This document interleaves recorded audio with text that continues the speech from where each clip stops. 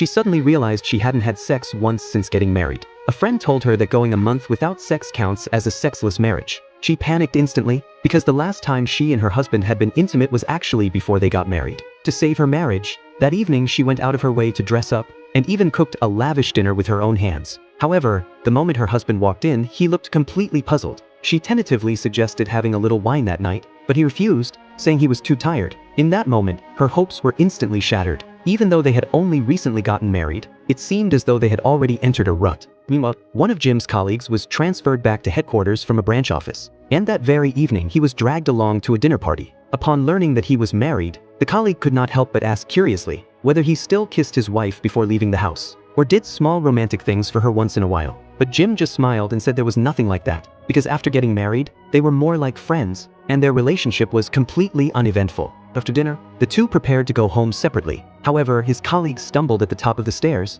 and Jim instinctively reached out to catch her. In that very moment, his colleague suddenly proposed becoming his secret lover. Jim froze in place. That night when he got home, seeing his wife all dressed up again, he finally realized there was a problem with his marriage, and decided to try to make things right, but the results were still unsatisfactory. Even he couldn't explain why he felt no desire for his wife at all. Yet deep down, he was beginning to waver over his colleague's proposal. He tried hard to suppress his thoughts about his colleague, but that day at the office, he discovered an important document was missing. At that critical moment, his colleague stepped in to help him without hesitation. The two of them worked together to reorganize the documents, staying busy until late into the night. Since they had missed the last train, they had no choice but to stay at a nearby business hotel, booking 2 rooms. That night, his colleague brought some drinks and came to chat with him. She brought up what had happened that night again, and her tone was very serious. But Jim still insisted on keeping his distance. Seeing that he was firm in his stance, his colleague had no choice but to return to her own room, but she deliberately left her phone in his room. To return the phone, Jim knocked on his colleague's door, but the moment the door opened, he froze.